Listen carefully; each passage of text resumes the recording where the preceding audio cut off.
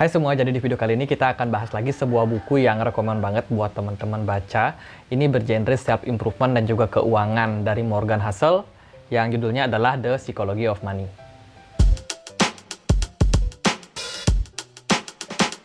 Di dalam buku ini itu banyak dibahas hal-hal abadi di dunia keuangan. Abadi dalam artian meskipun teman-teman baca hari ini nih, ini akan tetap berlaku di puluhan tahun ke depan. Dan di dalam bukunya juga dikisahkan orang-orang penting, orang-orang berpengaruh di luaran sana tentang ketamakan dan juga kebahagiaan.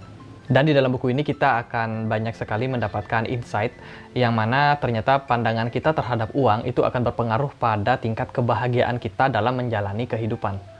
Jadi buku ini itu terdiri dari 20 bab, hanya 230 halaman, which is nggak terlalu tebal bukunya, dan harganya sekitar Rp75.000 saja. Teman-teman bisa untuk memiliki bukunya dengan mencari di toko buku terdekat, atau kalian juga bisa pesan online ya. Link pemesanannya itu ada di kolom deskripsi. Nah, di video kali ini aku mau sharing tentang 10 hal penting dari buku The Psychology of Money yang tentunya bisa menambah perspektif kalian terhadap uang. Quotes pertama. Seorang jenius yang kehilangan kontrol atas emosinya bisa mengalami bencana keuangan. Jadi manusia adalah makhluk yang emosional. Kebanyakan dari kita mengambil keputusan berdasarkan emosi sesaat. Sebagai contoh, misalkan kita lagi pergi ke pusat perbelanjaan atau kita lagi iseng aja mantengin marketplace. Jadi kita lihat ada banyak sekali diskon karena mungkin lagi lebaran, lagi hari raya tertentu. Ya, itu akan berpengaruh juga sama psikologi kita. Terkadang awal-awal kita itu nggak punya niat untuk membeli sesuatu barang, tapi karena kita lihat dan kita lihat ada peluang di sana, maka kita ambil, pada barang itu sebenarnya nggak terlalu kita butuhkan. Nah, kita pakai contoh lain. Misalkan teman-teman itu trading di pasar kripto atau di saham. Terus kalian itu iseng lihat-lihat berita. Dan kalian menemukan satu berita bagus yang masih baru saja di-post. Dikatakan bahwa sebuah koin itu akan diprediksi naik sampai titik sekian. Jadi tiba-tiba kalian itu langsung mengambil keputusan untuk melakukan pembelian tanpa kalian melakukan research lebih dalam tentang berita tersebut. Apakah berita tersebut memang tujuannya untuk membuat orang FOMO atau fear of missing out? Nah, inilah yang dimaksud. Meskipun kalian itu sudah menguasai banyak ilmu tentang keuangan, kalian menguasai tentang money management, tapi kehilangan kontrol atas emosi atau perasaan kalian itu bisa berdampak fatal. Jadi di dalam buku ini sangat ditekankan bahwa kekuasaan kita terhadap emosi yang kita miliki itu sangat berpengaruh sama keputusan dan juga hasil dari investasi yang kita lakukan. Tentu saja pengetahuan itu sangat penting, tapi penguasaan terhadap emosi atau perasaan itu jauh lebih penting dari apa yang sekedar kita tahu. Nomor 2, mengelola keuangan dengan baik ini tidak ada hubungannya dengan kecerdasan Anda, tapi lebih berhubungan pada perilaku Anda. Di dalam buku ini dijelaskan bahwa perilaku kita terhadap uang itu disebut sebagai soft skill, yang dalam buku ini oleh penulisnya diterjemahkan dalam Psychology of Money atau psikologi keuangan. Jadi skill dalam mengelola keuangan itu tidak ditentukan dari apa yang kita ketahui, tapi apa yang kita lakukan. Seperti apa kita memperlakukan uang tersebut. Tentang perilaku dan kebiasaan tentunya teman-teman bisa dalami lagi di review buku yang satu lagi ya, yaitu Atomic Habit. Jadi di sana banyak dijelaskan tentang bagaimana kita bisa memulai kebiasaan-kebiasaan kecil yang tentunya akan berdampak pada kehidupan kita dalam skala yang lebih besar. Quote yang nomor 3, menggunakan uang untuk membeli waktu dan pilihan adalah manfaat gaya hidup yang sukar disaingi oleh barang mewah. Apa hal yang paling penting dalam hidup? Uang? Bukan, waktu. Pasti kalian pernah mendengar istilah time is money atau waktu adalah uang. Tentu saja ketika kita tidak punya uang, kita bisa menukarkan waktu yang kita punya untuk memperoleh uang. Kita bisa bekerja dengan orang lain, mengerjakan proyek-proyek yang tentunya bisa menghasilkan profit untuk kita. Tapi ketika kita sudah memperoleh banyak uang, seringkali uang yang kita miliki itu tidak bisa kita tukar balik dengan waktu. Tentu saja waktu yang kita maksud di sini adalah momen-momen bahagia kita terhadap orang yang kita sayang, entah itu keluarga, teman, atau pasangan. Di dalam buku ini sebenarnya penuh dengan perenungan, di mana sebenarnya waktu yang kita miliki hari ini, mungkin kebersamaan kita yang tidak pernah kita sadari dengan keluarga, dengan teman-teman kita, dengan pasangan kita, yang sebenarnya terlihat sepele, tapi sebenarnya itu adalah momen-momen yang paling berharga dalam hidup. Lebih berharga dari uang yang kalian punya. Dan apa yang disampaikan oleh si penulis buku ini bukan dari orang yang nggak punya uang, tapi mereka yang sudah kelebihan uang. Jadi orang-orang yang sudah kelebihan uang, yang sudah punya banyak harta, mereka sudah berpikir bahwa sebenarnya waktulah yang lebih penting daripada uang itu. Pelajarannya sebenarnya simpel, yaitu bersyukur dengan momen yang kalian punya saat ini. Quotes nomor 4. Cukup adalah menyadari bahwa nafsu yang tidak pernah puas akan mendorong kalian ke titik penyesalan. Berhentilah sampai cukup. Nah, dalam hal ini cukup tentunya itu sangat relatif untuk semua orang. Nggak semua orang punya takaran yang sama tentang arti kata cukup. Sebagai contoh, misalkan saat makan. Tentunya ada orang yang merasa cukup setelah dia makan setengah piring nasi. Atau ada juga yang merasa cukup setelah dia makan mungkin 2 piring nasi. Tentu saja sangat relatif untuk semua orang, tergantung momen, karakter, ataupun sifat dan perilaku seseorang. Jadi cukup ini tidak bisa distandarisasi. Karena tidak dapat distandarisasi, maka kita perlu menanyakan balik kepada diri kita sendiri, seberapa arti kata cukup untuk kita sendiri. Dalam hal trading misalkan, ada orang yang merasa cukup ketika dia sudah bisa cuan mungkin 2% dalam satu hari atau 1% dalam satu hari. Dan tentunya ada juga orang yang baru merasa puas ketika dia sudah berhasil cuan 100% mungkin dalam beberapa bulan. Again, maksud dari tulisan atau quote ini sebenarnya adalah bersyukur. Berapapun yang kita peroleh, kalau kita sudah merasa cukup, maka kita harus bersyukur. Mensyukuri itu sebagai sebuah anugerah. Keserakahan atau nafsu yang berlebihan, nafsu yang tidak pernah puas akan sesuatu. Ini yang bisa mendorong kita ke dalam titik penyesalan. Contohnya dalam kasus trading, kita mungkin seringkali sudah bisa meraih profit, mungkin 5% dalam sekali open posisi. Tapi kita seringkali tidak berani untuk taking profit. Sehingga akhirnya ya market bisa berubah sewaktu-waktu, ritme market berubah, market yang tadinya sudah naik malah bisa jadi turun, tadinya kita yang sudah profit malah menjadi loss. Kenapa? Karena keserakahan, ketidakpuasan kita kepada sesuatu, kita sangat punya standar yang tinggi untuk sebuah kepuasan sehingga kita lupa untuk bersyukur. Jadi sebelum kita menyesal, jangan lupa untuk bersyukur. Quote yang nomor 5 adalah jangan terlalu terikat kepada apapun. Apapun itu, reputasi, prestasi, ataupun masa lalu. Tidak ada yang peduli seperti apa masa lalu kalian. Entah itu kalian punya prestasi yang besar, ataupun kalian punya masa lalu yang kelam. Masa lalu adalah masa lalu dan masa kini adalah masa kini. Ya mungkin dulu kalian pernah meraih rekor tertentu atau kalian pernah trading dan cuan ratusan persen. Ya sebenarnya nggak ada yang peduli. Jadi sebaiknya kita jangan terikat kepada masa lalu. Entah itu prestasi kita atau masa kelam kita di masa lalu. Yang lalu ya sudahlah berlalu. Jadi pokok dari quote ini adalah sebenarnya mengajak kita untuk move on. Melupakan kesedihan atau mengikhlaskan hal-hal buruk yang pernah kita terjadi dan tidak menyombongkan apapun prestasi kita di masa lalu. Dan kita harus tetap berjalan ke depan, karena di depan perjalanan masih panjang.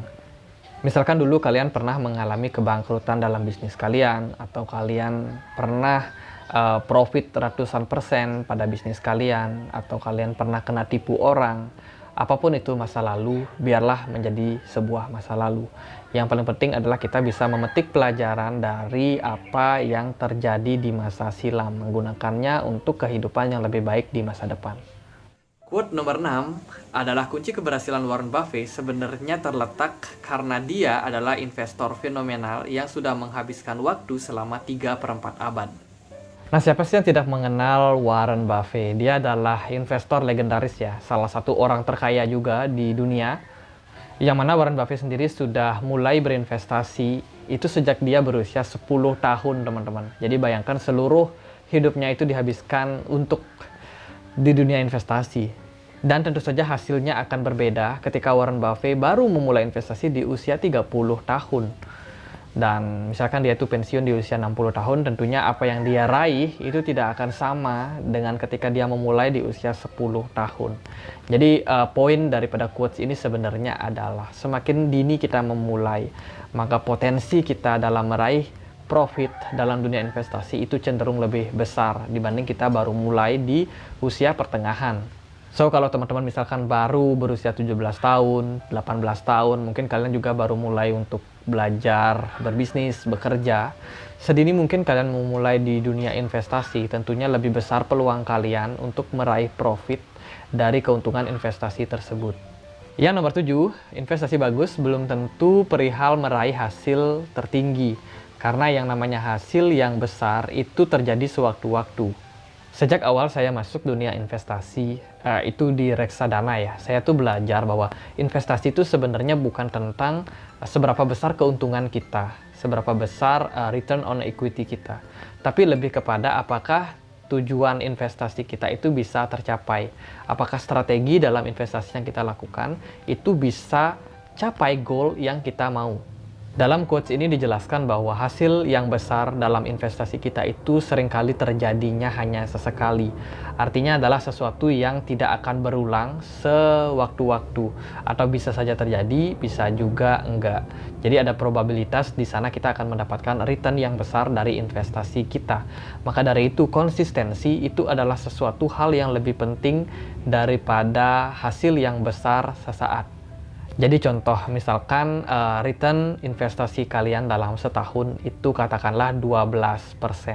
Maka return profit yang konsisten 12% per tahun itu jauh lebih penting daripada hari ini kalian profit misalkan 50%, tahu-tahu di tahun depan kalian itu nggak profit, bisa jadi minus 3%. Mungkin tahun depan laginya kalian lagi dapat profit 25%. Jadi daripada kita mengandalkan profit yang naik turun, maka lebih baik kita untuk maintain daripada investasi kita untuk bisa mendapatkan profit yang cenderung stabil dan konsisten.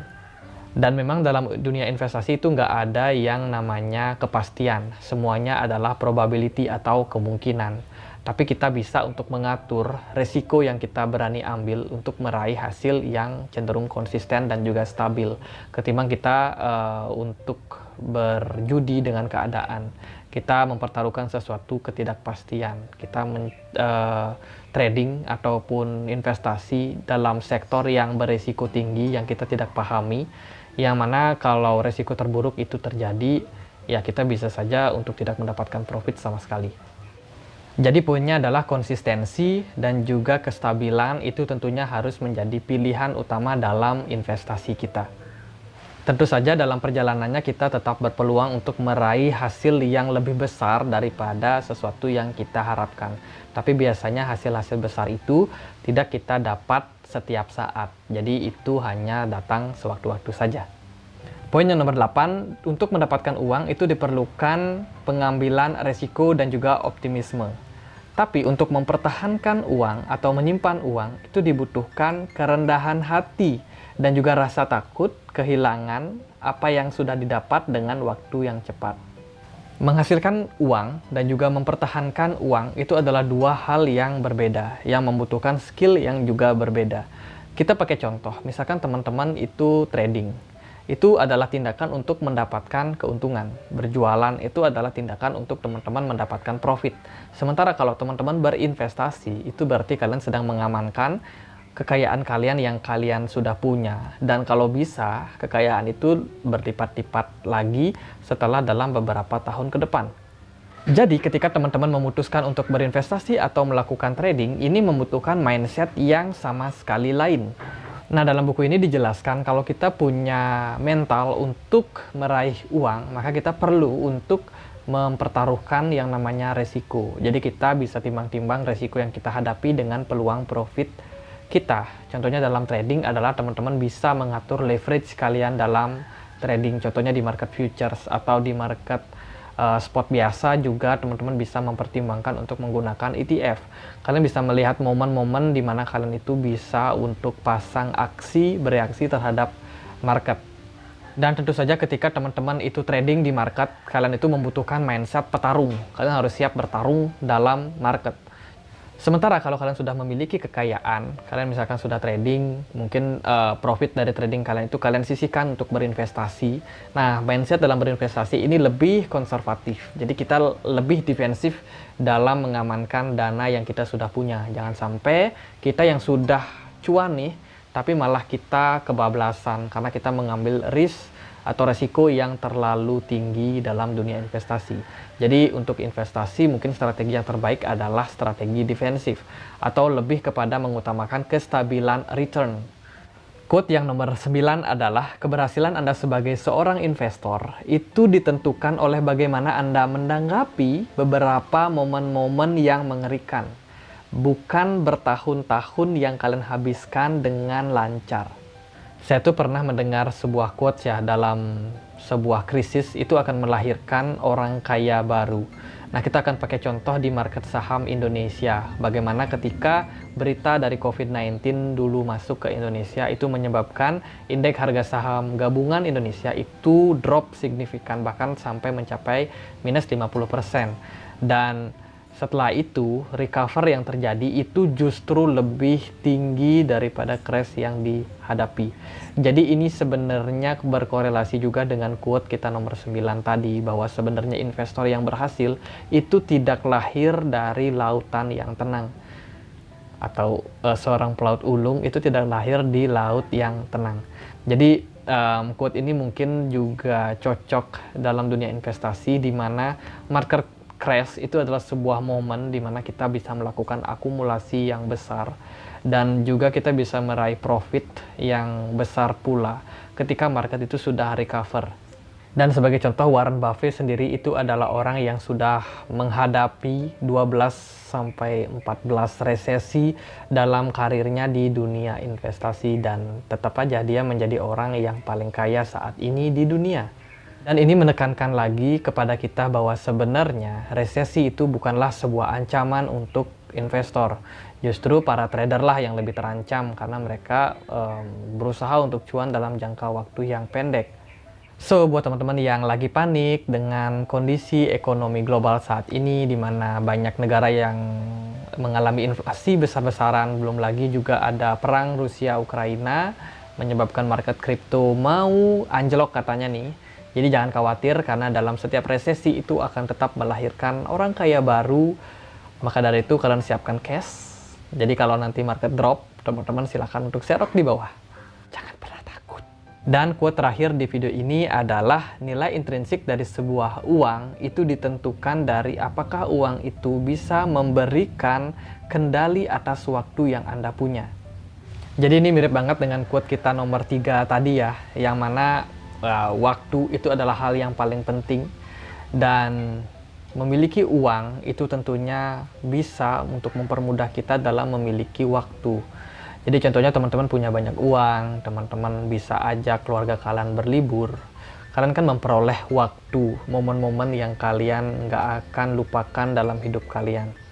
Atau mungkin teman-teman yang lagi punya pasangan, menjalin hubungan, teman-teman udah cuan di market, mungkin 50%, 60%, teman-teman bisa sekali ajak pasangan kalian untuk dinner, habiskan momen-momen yang tentunya kalian bisa kenang ketika kalian sudah menikah nanti. Pada intinya jangan biarkan kalian dikendalikan oleh uang, tapi kendalikanlah uang tersebut. Dan semoga video ini bisa bermanfaat buat teman-teman semua. Sebenarnya buku ini tuh padat banget ya, syarat dengan ilmu, dan aku mungkin bisa buat sampai part 3 nih untuk satu video aja pembahasan buku dari The Psychology of Money ini. Tapi kalau teman-teman mungkin tertarik, bisa tulis saja di kolom komentar bagaimana pendapat kalian tentang review buku ini. Oke, kita punya komunitas juga di Telegram. Teman-teman bisa untuk bergabung di komunitas investasi kami. Dan again, kalau kalian mungkin tertarik dengan bukunya, silahkan cek di kolom deskripsi untuk link pembeliannya. Dan akhir kata saya Andre, makasih.